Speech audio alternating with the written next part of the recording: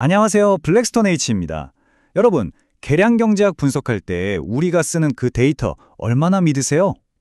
오늘은요, 분석 결과를 완전히 뒤집어 버릴 수도 있는 아주 현실적인 문제, 바로 측정 오차에 대해 파헤쳐 보겠습니다.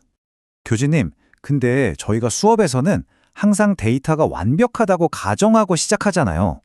근데 진짜 현실에서도 그런가요? 네, 아주 예리한 질문이에요. 사실 현실에서는요, 데이터가 완벽한 경우는 거의 없다고 봐야 합니다. 바로 오늘 우리가 다룰 이 측정 오차라는 녀석 때문이죠. 자, 그럼 본격적으로 들어가 볼까요? 이 측정 오차를 이해하는 데 있어서 제일 중요한 건 도대체 그 오차가 어디에 있느냐 하는 거예요. 그러니까 오차가 결과 변수, 우리가 보통 y라고 부르는 곳에 있는지 아니면 설명 변수, x에 있는지에 따라서 그 파급력이 하늘과 땅 차이거든요.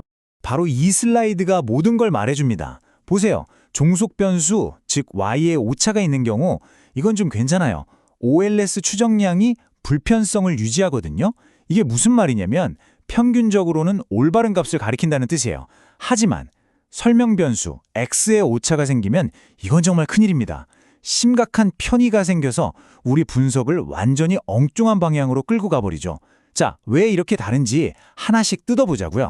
교수님, 그럼 만약에 y 변수에 오차가 생기면 구체적으로 어떻게 되는 건가요? 예를 들어서 소득을 조사하는데 설문지에 오타가 좀 섞여 들어간 그런 경우요. 네, 정확해요. 바로 그런 경우죠. 그런 오차는요, 그냥 우리가 원래부터 설명할 수 없었던 그 오차항 안으로 쏙 들어가 버립니다. 쉽게 말해서 그냥 노이즈가 좀 더 커지는 것뿐이에요. 집에 있는 체중계가 잴 때마다 조금씩 다르게 나와도 여러 번 재서 평균 내면 대충 내 몸무게가 맞는 거랑 비슷한 원리라고 생각하시면 돼요. 그러니까 진짜 중요한 건 이거예요. 결론이 약간 덜 선명해질 수는 있어요. 하지만 우리를 체계적으로 속이거나 잘못된 결론으로 이끌지는 않는다는 거죠. 추정치의 정밀도는 좀 떨어져도 방향 자체가 틀린 건 아니라는 겁니다. 이건 정말 다행인 소식이죠. 오, 그건 생각보다 괜찮네요. 근데 만약에 오차가 X변수, 그러니까 설명하는 쪽에 있다면요. 예를 들면 교육기관 같은 변수에 오타가 있다면 어떻게 되죠? 자, 이제부터가 진짜 문제입니다. X변수에 오차가 있는 경우, 이걸 한번 보시죠. 우리가 생각하는 이상적인 세상에서는 교육 수준과 소득 사이에 이렇게 깨끗하고 뚜렷한 양의 관계가 있을 거예요. 이게 바로 우리가 찾아내고 싶은 진짜 관계입니다. 그런데 만약에 우리가 교육연수, 즉 X변수를 잘못 쟀다고 해봐요. 이건 마치 휘어진 자로 길이를 재는 거랑 똑같아요. 그럼 어떻게 될까요? 이 그림이 그 끔찍한 결과를 보여줍니다. 점들이 좌우로 막 흩어지면서 우리가 그은 회기선이 어떻게 됐나요? 확 납작해졌죠? 이건 교육의 실제 효과를 체계적으로 그리고 심각하게 과소평가하게 된다는 뜻입니다. 아, 그러니까 X변수에 오차가 있으면 우리 분석 결과 자체가 그냥 틀려버리는 거네요? 그럼 데이터를 아무리 많이 모아도 소용이 없는 건가요? 네, 바로 그겁니다. 그걸 우리가 편의라고 부르는 거예요. 그리고 이런 편의는 데이터가 많아져도 사라지지 않는 불일치성을 갖게 되죠. 여러분의 분석 모델은 교육 별거 아니네? 소득에 영향 거의 없네? 라고 거짓말을 하게 되는 겁니다. 정말 심각한 문제죠. 와, 이렇게 심각한 문제면 이걸 어떻게 해결해야 하나요?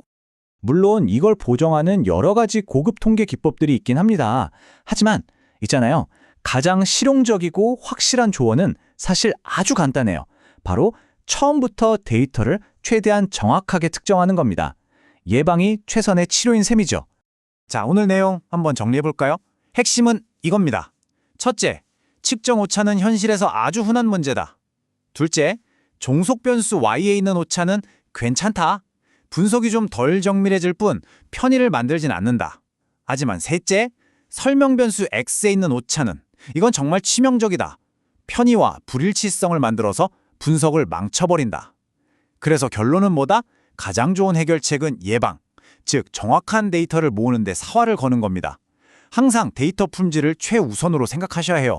자, 오늘 제 설명은 여기까지입니다. 이제 여러분이 앞으로 어떤 데이터를 분석하시던 이 질문을 한번 꼭 던져보셨으면 좋겠습니다. 내가 지금 보고 있는 이 데이터에는 혹시 어떤 측정 오차가 숨어 있을까 말이죠. 기억하세요.